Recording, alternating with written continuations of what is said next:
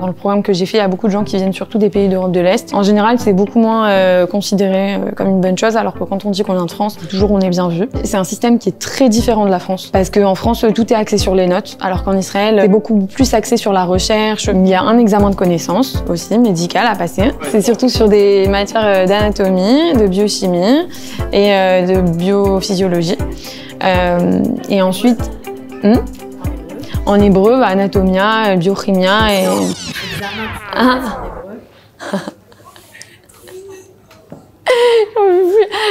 Oui, l'examen, il est en hébreu. Je m'appelle Léa Attal, j'ai 25 ans et je suis en 6e année de médecine à l'université de Bar-Ilan, à Tzfat, dans le programme en 3 ans. En hébreu, Tlat Shnati.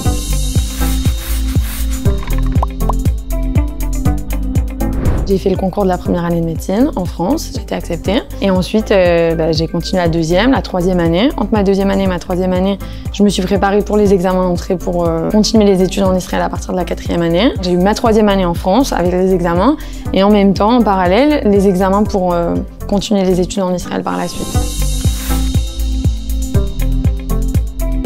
C'est pas facile, c'est faisable, mais il faut s'y prendre tôt. Ce qu'on demande, c'est les psychométriques. Il faut une note au psychométrique de 600 dans ce parcours d'études en particulier. C'est une note minimum, mais après, plus on a une meilleure note et plus ça favorise les chances d'être accepté dans ce parcours. Ensuite, il y a un examen de connaissances aussi, médical, à passer. C'est surtout sur des matières d'anatomie, de biochimie et de biophysiologie. L'examen, il est en hébreu. Après, je sais aussi que maintenant, ils sont en train de discuter avec le Misrad Aklita pour essayer de le faire traduire. Après, il y a des entretiens en fait à passer. Les entretiens, il y en a 2.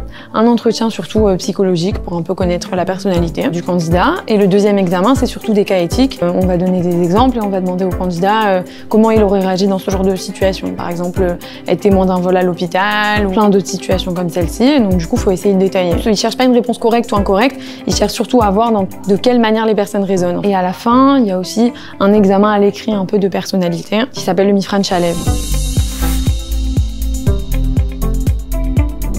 Oui, je regrette pas du tout. Parce que actuellement, c'était pas forcément évident, mais j'arrive à la fin de la 6e année et je peux continuer directement ma spécialité en Israël. Déjà, en premier lieu, c'est plus facile de faire une passerelle et d'arriver à continuer les études de médecine ici en Israël plutôt qu'arriver plus tard, parce qu'après il y a encore des équivalences à passer, elles sont pas plus simples, plus faciles à faire. Et ensuite, en deuxième lieu, je pense que ça apporte aussi le vocabulaire médical en hébreu, ce qui est une chose qui est quand même super importante. Aussi, c'est un système qui est très différent de la France, parce qu'en France, tout est axé sur les notes, alors qu'en Israël, c'est beaucoup plus axé sur la recherche. Par exemple, quand on veut faire une spécialité, alors il faut aller dans le service dans lequel on veut faire une spécialité, se faire connaître, apprendre à connaître l'équipe, les médecins, faire beaucoup de travaux de recherche, beaucoup de choses à côté.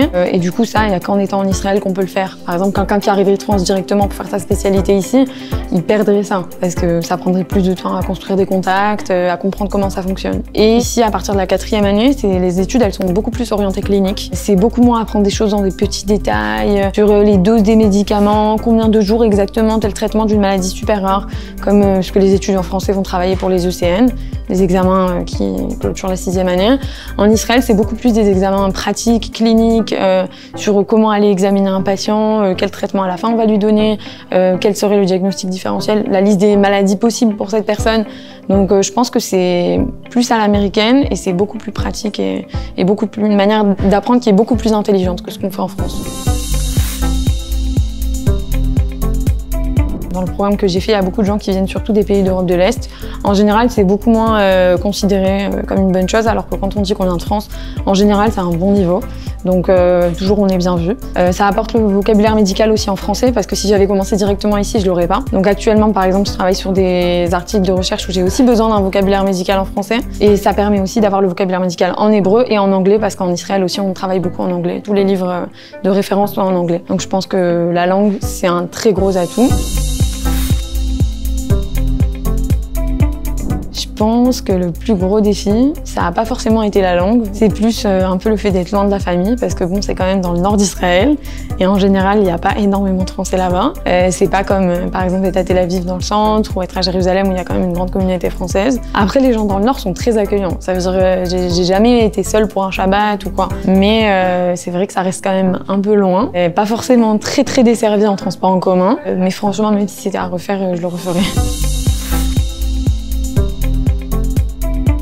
Je pense que le mieux, c'est quand même de les commencer en Israël si on a la possibilité, hein, mais c'est quand même très compliqué aussi d'être accepté en Israël directement. Après, au vu de la situation, je pense on voit un peu tous que il n'y a plus tellement aucune raison de rester en France, en fait.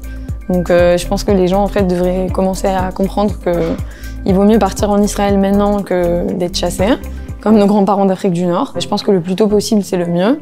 Et que si les gens veulent faire ce parcours, alors vraiment essayer de s'y prendre tôt. S'ils ont déjà validé une année de médecine, s'ils sont au cours de leur 2e année de médecine, alors vraiment commencer à s'y prendre dès maintenant, à travailler dès maintenant et à investir dès maintenant. D'avoir bientôt fini les études. Voilà.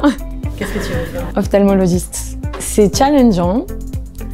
C'était long, oui, c'était long. Je pense que quand on arrive au bout du tunnel, après, c'est hyper gratifiant.